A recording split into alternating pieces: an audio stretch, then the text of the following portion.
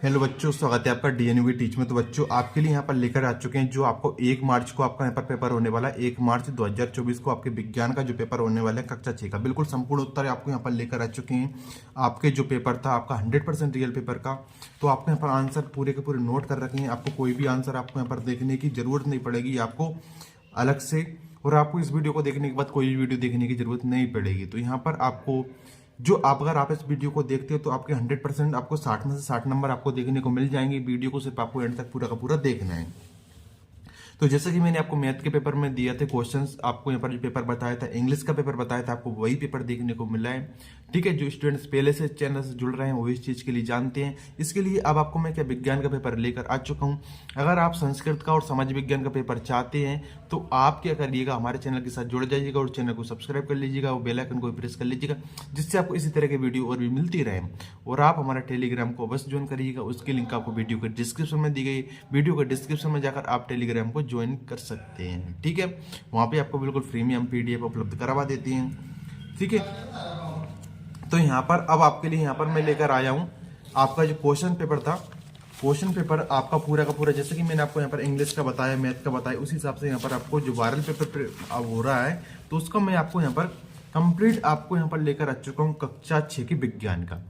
तो आपको बिल्कुल वैसे आपको ये वीडियो का पार्ट 2 है। आपको अतिलघु उत्तरीय प्रश्न आपको, और आपको जो भी है प्रश्न क्रमांक 16 से लेके आपको 22, और आपको प्रश्न क्रमांक 11 से लेके 16, ठीक है, सभी आपको बताऊंगा इस वीडियो में। ठीक है, लेकिन आपको जल्दी से ये वाला भी पार्ट बता देता हूँ जिससे आपको ये भी इसकी भी जानकारी मिल सके। तो निम्नलिखित में से कौन सी वस्तु अपारदर्शी है? तो ऑप्शन आपको दे रखा है जल, ईंट, कांच, वायु। तो इसमें आपको ऑप्शन जो आपका राइट उत्तर रहेगा क्या रहेगा? कांच।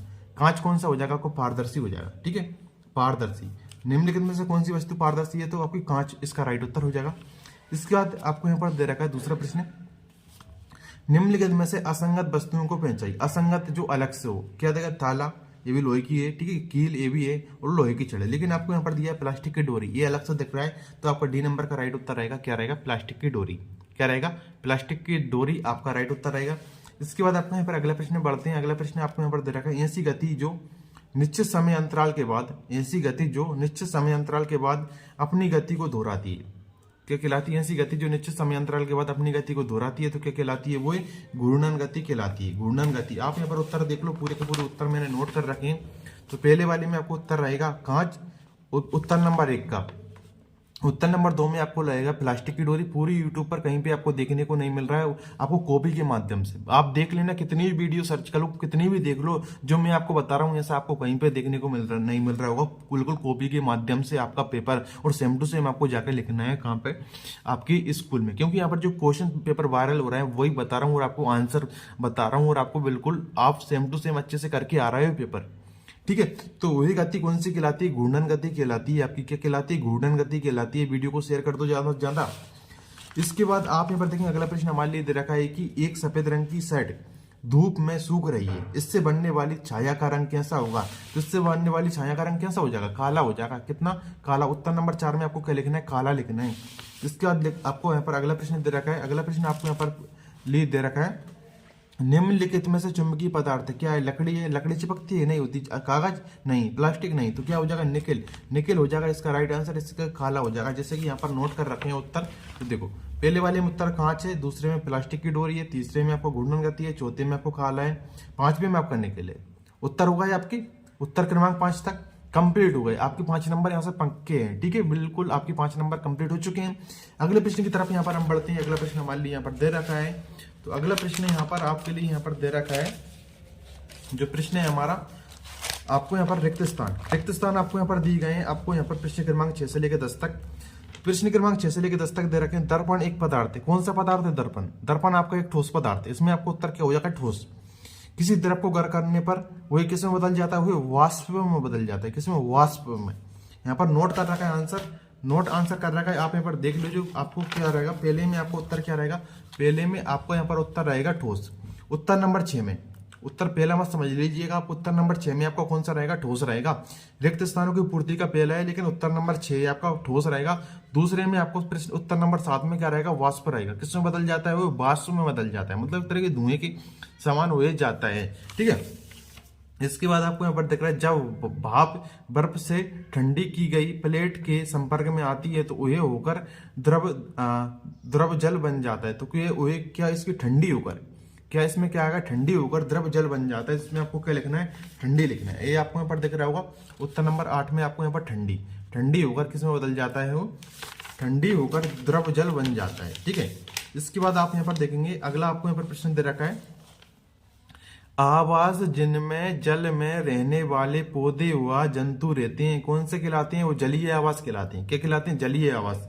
उत्तर नोट कर रखा है, कौन सा कहलाएंगे, वही जलीय आवास कहलाएंगे। क्या कहलाएंगे, जलीय आवास कहलाएंगे। इसके बाद आपको अगला प्रश्न दे रखा है, वीडियो को शेयर कर दो और चैनल पर नए हो तो चैनल को सब्सक्राइब करिएगा।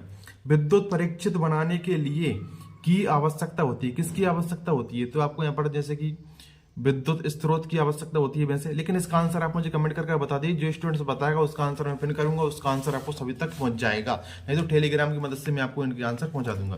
इसके बाद आपको यहाँ पर अगला प्रश्न दे रखा है, अगला प्रश्न आपको यहाँ पर दे रखा है कि अति लघुत्तरी प्रश्न का, अति लघुत्तरी प्रश्न का दे रखा है, शरीर वर्धक भोजन किसे कहते हैं। क्या कहते हैं, शरीर वर्धक भोजन किसे कहते हैं। तो इसका आपका उत्तर रहेगा, इसमें आपको उत्तर में लिखना है यहाँ पर शरीर वर्धक भोजन।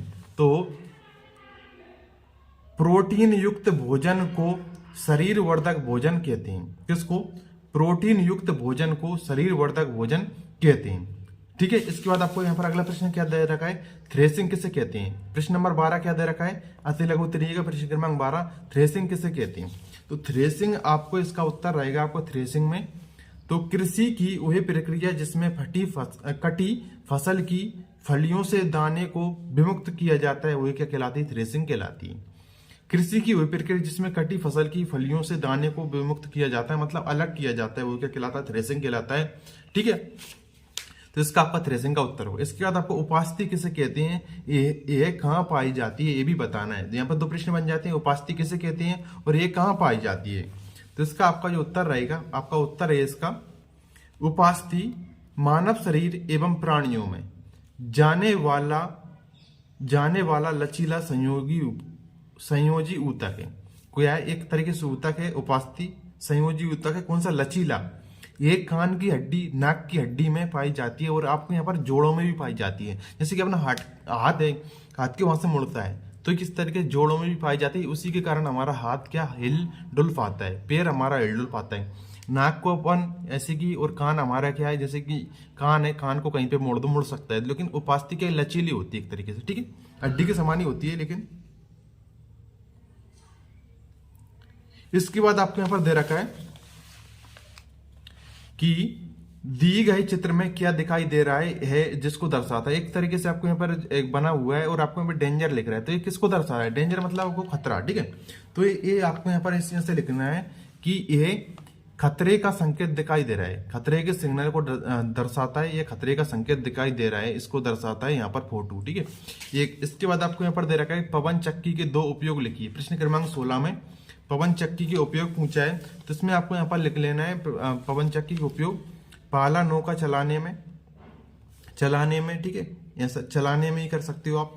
पानी खींचने तथा आटा पीसने में किया जाता है। ठीक है, पानी खींचने तथा आटा पीसने में भी किया जाता है इसका, और विद्युत बनाने में भी किसका, पवन चक्की का उपयोग किया जाता है वैसे।